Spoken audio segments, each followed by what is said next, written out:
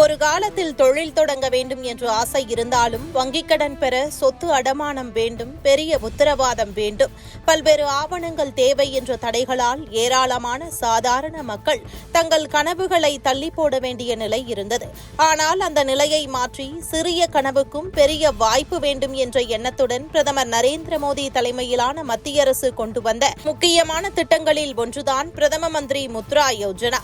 2015ஆம் ஆண்டு ஏப்ரல் 8ஆம் தேதி தொடங்கப்பட்ட இந்த திட்டத்தின் நோக்கம் மிக எளிமையானது. பெரிய நிறுவனங்களுக்கு மட்டும் கடன் கிடைக்க கூடாது, தெருவோர வியாபாரி முதல் சிறு தொழில் தொடங்க நினைக்கும் இளைஞர் வரை சுய தொழில் செய்ய விரும்பும் சாதாரண மக்களுக்கும் வங்கிக் கடன் கிடைக்க வேண்டும் என்பதே அந்த நோக்கம்.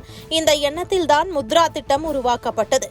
இன்று அந்த திட்டத்தின் தாக்கம் தமிழ்நாட்டின் பொருளாதாரத்திலும் குறிப்பாக சிறு தொழில் முனைவோரின் வாழ்க்கையிலும் தெளிவாக தெரிகிறது. மத்திய நிதி அமைச்சகம் மக்களவையில் வெளியிட்டுள்ள அதிகாரப்பூர்வ புள்ளி விவரங்கள் இதற்கு மிகப்பெரிய சாட்சியாக உள்ளன. 2015 ஏப்ரல் 8 முதல் 2026 ஜூன் 26 வரை நாடு முழுவதும் முத்ரா திட்டத்தின் கீழ் வழங்கப்பட்ட கடன்களில் தமிழ்நாடு 3,92,470 கோடி ரூபாய் கடன் தொகையுடன் நாட்டிலேயே 2வது இடத்தை பிடித்துள்ளது. அதாவது டெல்லி, கர்நாடகா, மேற்கு வங்கம் உள்ளிட்ட பல பெரிய மாநிலங்களை பின்னுக்கு தள்ளி தமிழ்நாடு இந்த இடத்தை பெற்றிருக்கிறது. இந்த எண்ணிக்கை வெறும் ஒரு புள்ளி விவரம் அல்ல. தமிழ்நாட்டில் ஆயிரக்கணக்கான குடும்பங்கள் தங்களுடைய சொந்த தொழிலை தொடங்குவதற்கும் ஏற்கனவே செய்து வந்த சிறு தொழில்களை விரிவுபடுத்துவதற்கும் கிடைத்த நிதி வாய்ப்பின் அளவை இது காட்டுகிறது. மத்திய அரசின் முத்ரா திட்டம் பணத்தை மட்டும் வழங்கும் திட்டமாக இல்லாமல் நானும் தொழில் செய்ய முடியும் என்ற நம்பிக்கையை சாதாரண மக்களிடம் உருவாக்கிய திட்டமாக மாறியுள்ளது.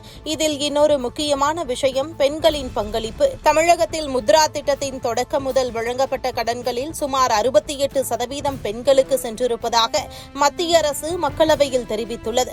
இதன் மூலம் தொழில் என்பது ஆண்களுக்கு மட்டுமே உரியது என்ற பழைய மனநிலையை மாற்றி பெண்களும் தொழில் தொடங்கி தங்கள் குடும்பத்தின் பொருளாதாரத்தில் முக்கிய பங்காற்றும் சூழல் உருவாகியுள்ளது. பிரதமர் மோடி தலைமையிலான மத்திய அரசு தொடர்ந்து வலியுறுத்தி வரும் சாதாரண மனிதனும் தொழில் முனைவோராக உயர வேண்டும் என்ற சிந்தனைக்கு தமிழ்நாட்டின் இந்த சாதனை ஒரு வலுவான எடுத்துக்காட்டாக பார்க்கப்படுகிறது. பெரிய தொழில் நிறுவனங்களுக்கு மட்டும் பொருளாதார வளர்ச்சியின் கதவு திறக்கப்படாமல் சிறு தொழில் செய்பவர்களுக்கும் அந்த கதவு திறக்கப்பட வேண்டும் என்ற அணுகுமுறையே முத்ரா திட்டத்தின் தனிச்சிறப்பு.